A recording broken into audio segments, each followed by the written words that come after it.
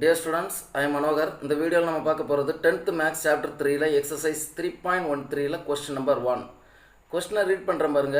Determine the nature of the roots for the following quadratic equation அப்படின்ட்டு ஒரு 5 subdivisionல quadratic equation கொடுத்திருக்காங்க. இந்த quadratic equationக்கு நம்ம என்ன கண்டுபிடிக்கணும் அப்படினா nature of the roots என்ன அப்படின்றத கண்டுபிடிக்கணும். Clear? First subdivision எடுத்துறதுக்கு பாருங்க 15x² plus 11x plus 2 equal to 0 அப்படின்ட்டு சம்ல கொடுத்திருக்காங்க. இப்போ இந்த டேர்ம் வந்து ஒரு quadratic equation ஃபார்ம்ல இருக்குது. எப்படி சொல்றோம் அப்படினா x² x கான்ஸ்டன்ட் அப்படினு வரதுனால இத வந்து என்ன சொல்லுவோம்னா ஒரு quadratic equation அப்படி சொல்லுவோம். இப்போ quadratic equation உடைய ஜெனரல் ஈக்குவேஷன் என்ன அப்படினு பாக்கும்போது ax² plus bx plus c equal to 0. இதான் quadratic equation உடைய ஜெனரல் ஈக்குவேஷன். இப்போ இதுல இருந்து x² க்கு முன்னாடி என்ன இருக்குன்னு பாருங்க a. அப்போ இந்த x² க்கு முன்னாடி உள்ள வேல்யூ வந்து நம்ம a ன்னு எடுத்துக்கிடணும். அப்ப a equal to 15.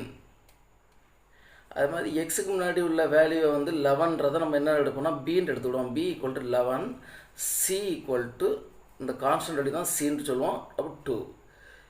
கிளியர்? இப்போ நமக்கு நேச்சர் ஆஃப் த ரூட்ஸ் தான் கேட்டிருக்காங்க. நேச்சர் ஆஃப் ரூட்ஸுக்குள்ள ஃபார்முலா என்ன அப்படின்னு போகுது delta equal to b² minus 4ac.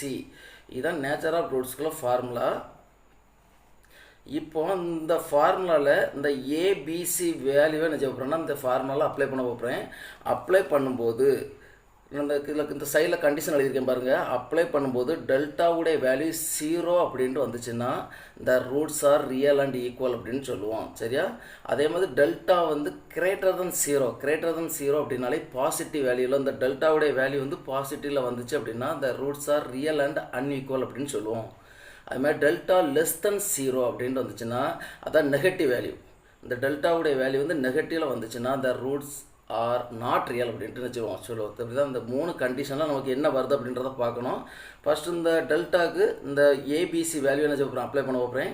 அப்போ டெல்டா ஈக்குவல் டு b²னா 11² மைனஸ் 4 இன்று ஏக்கு பதிலாக 15 எடுத்துக்கிறேன், சிக்கு பதிலாக 2. டெல்டா ஈக்குவல் டு 11² அப்படின்போது 121 மைனஸ் 4ஐயும் 15ஐயும் மல்டிப்ளை பண்ணால் நம்மளுக்கு 60 கிடைக்குது. 60 2 ஒன்று மல்டிப்ளை பண்ணால் 120.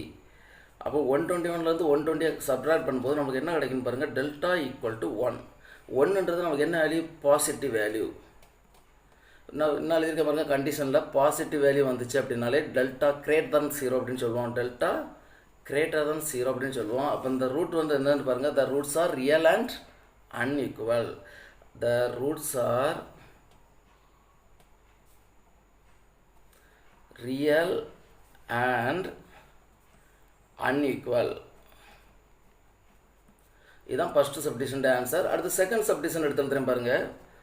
செகண்ட் சப்டிஷனில் சம்மில் என்ன கொடுத்துருக்காங்க அப்படின்னா x² minus X minus 1 equal to 0 அப்படின்னு கொடுத்துருக்காங்க. இப்போ இந்த டேர்ம் நம்மளுக்கு குவாட்ரேட்டிக் ஈக்குவேஷன் டேர்மில் தான் இருக்குது. இப்போ இதில் இருந்து நான் குவாட்ரேட்டிக் ஈக்குவேஷன் ஜென்ரல் ஈக்குவேஷன் எடுத்துக்கிறேன். ax² plus bx plus c equal to 0. இதில் இருந்து ஏபிசி வேல்யூ என்ன செய்ய போகிறேன் எடுத்துகிட்டு போகிறேன். அப்போ ஏவுடைய வேல்யூ அப்படின் போது x² முன்னாடி நமக்கு என்ன இருக்குது அப்படின்ற அர்த்தம்னா 1 இருக்குன்ற அர்த்தம். அப்போ a ஈக்குவல் டு 1. அதே மாதிரி b உடைய வேல்யூ வந்து எக்ஸுக்கு முன்னாடி 1 இருக்குது. ஆல்ரெடி இங்கே ஒரு மைனஸ் இருக்குது. அப்போ -1. c உடைய வேல்யூ கான்ஸ்டன்ட் அப்படின்னு சொல்லுவோம்.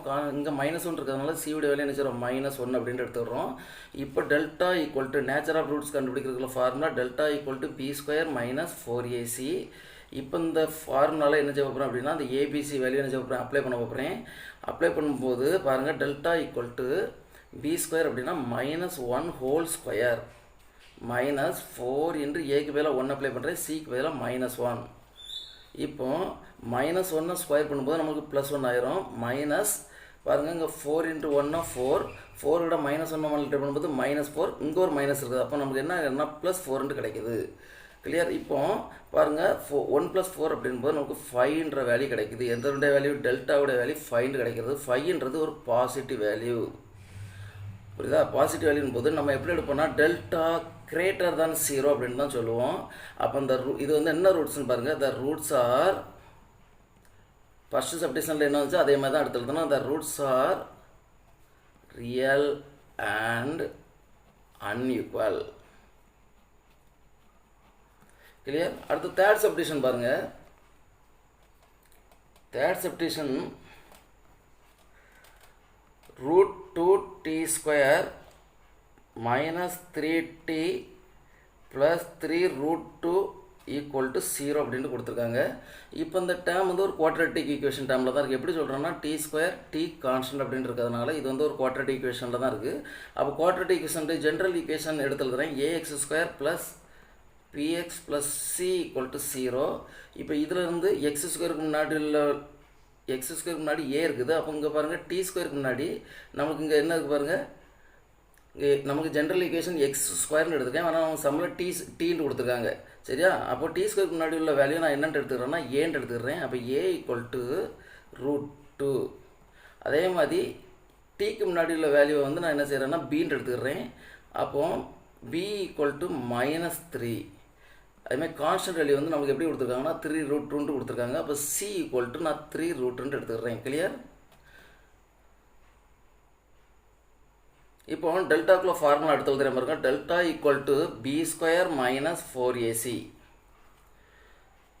இப்போ இந்த ஏபிசி வேல்யூ என்ன சொல்கிறோன்னா அந்த டெல்டாவில் இந்த இதில் அப்ளை பண்ண போகிறேன். இப்போ delta equal to B square அப்படின்போது பிக்கு பேரில் நமக்கு என்ன இருக்குன்னா -3 இருக்குது. -3 ஹோல் ஸ்கொயர் மைனஸ் 4 இன்ட்டு ஏக்கு பதிலாக √2 எடுத்து எழுதுறேன். √2 சிக்கு பதிலாக 3√2. புரியுதா? இப்போ -3 ஹோல் ஸ்கொயர் அப்படின்போது டெல்டா ஈக்குவல் டு மைனஸை ஸ்கொயர் பண்ணும்போது நம்ம ப்ளஸ் ஆயிரும். 3 ஸ்கொயர் பண்ணும்போது 9 கிடைக்கும். பாருங்கள் இந்த சைடு எடுத்து எழுதுறேன் பாருங்கள். மைனஸ் எல்லாமே மல்டிப்ளைல தான் இருக்குது. அப்போ √2வையும் மல்டிப்ளை பண்ணால் நமக்கு 2 கிடச்சிரும். கிளியர்? இந்த இது மெயினாக தெரிஞ்சுக்கிடணும். √2வையும் மல்டிப்ளை பண்ணால் 2 கிடச்சிரும். 2 கூட 3 மல்டிப்ளை பண்ணால் 6, 6 கூட 4 மல்டிப்ளை பண்ணும்போது 24. அப்போ 9 மைனஸ் 24.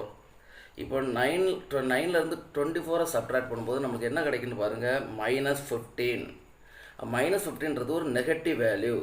கிளியர்? அப்போ டெல்டா நமக்கு எப்படி கிடைக்குன்னு பாருங்கள், <0 அப்படின்னு கிடைக்குது. அப்போ இந்த roots R not equal, not real. Clear? அடுத்து ஃபோர்த் சப்டிஷன் பாருங்கள். Fourth submission 9y square minus 6√2y plus 2 equal to 0 அப்படின்னு கொடுத்துருக்காங்க. இதுவும் ஒரு குவாட்ரேட்டிக் ஈக்குவேஷன் ஃபார்மில் தான் இருக்குது. எப்படின்னா y ஸ்கொயர் y கான்ஸ்டன்ட் அப்படின்னு இருக்கிறதுனால இது ஒரு குவாட்ரேட்டிக் ஈக்குவேஷன் ஃபார்மில் தான் இருக்குது. இப்போ குவாட்ரேட்டிக் ஈக்குவேஷனுடைய ஜென்ரல் ஈக்குவேஷன் எடுத்துக்கிறேன் பாருங்கள். ax square plus bx plus c equal to 0. நான் வந்து ஜென்ரல் ஈக்குவேஷனை எக்ஸ் ஸ்கொயர்னு எடுத்துக்கேன். நம்ம சம்மில் வந்து என்ன சொல்லியிருக்காங்க, எக்ஸுக்கு பதிலாக ஒய்ன்னு கொடுத்துருக்காங்க. சரியா? இப்போ இந்த ஒய் ஸ்கொயருக்கு முன்னாடி உள்ளதை நம்ம எப்படி எடுத்துக்கிடணும்னா ஏன்னு எடுத்துக்கிடணும். ஒய்க்கு முன்னாடி உள்ளதை பீன்னு எடுத்துக்கிடணும். இந்த கான்ஸ்டன்ட் என்ன வச்சுக்கணும், சீன்னு எடுத்துக்கிடணும். அப்போ ஒய் ஸ்கொயருக்கு முன்னாடி உள்ள வேல்யூவை நான் எப்படி எடுக்கிறேன்னு பாருங்கள், ஏன்னு எடுத்துக்கிறேன். அப்போ A equal to 9, B equal to -6√2.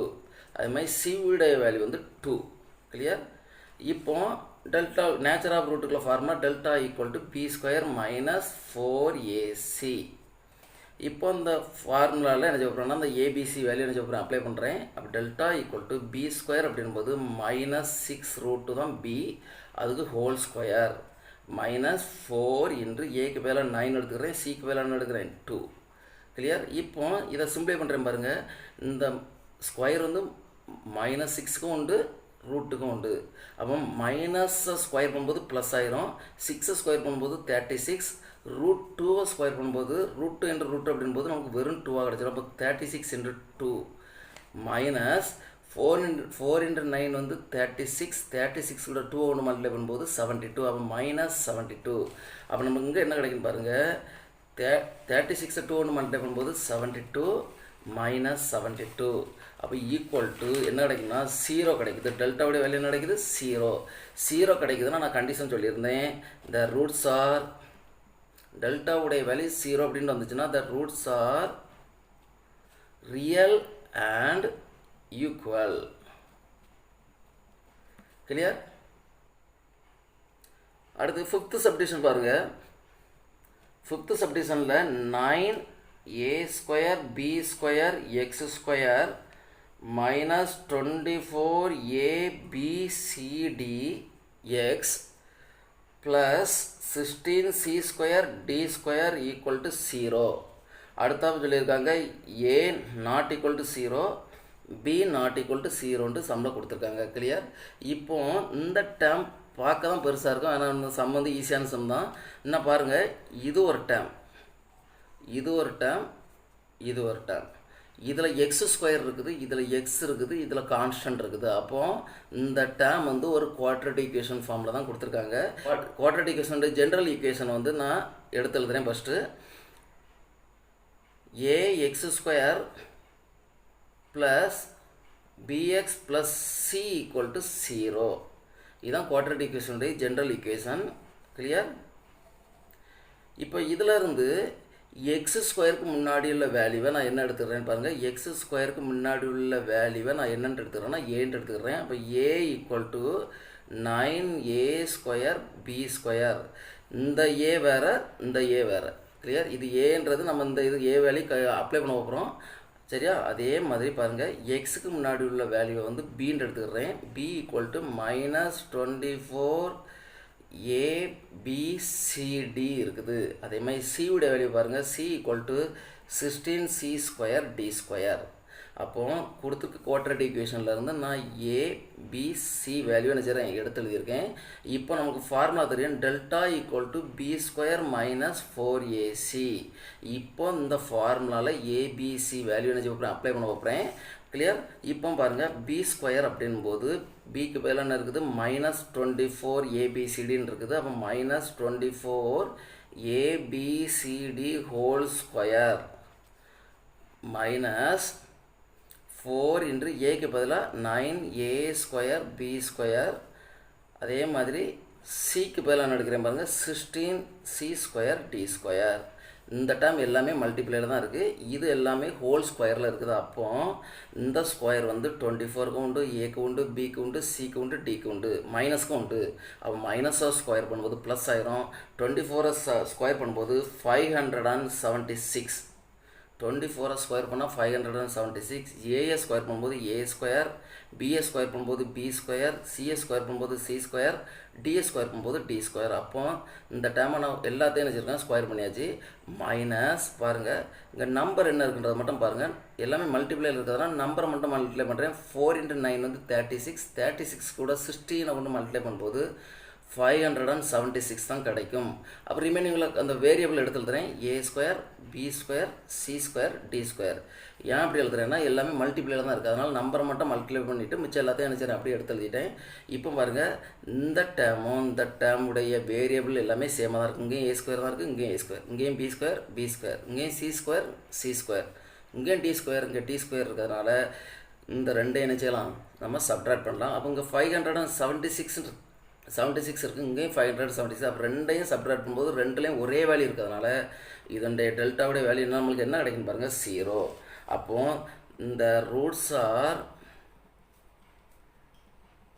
Real and equal. இதான் ஆன்சர். தேங்க்யூ.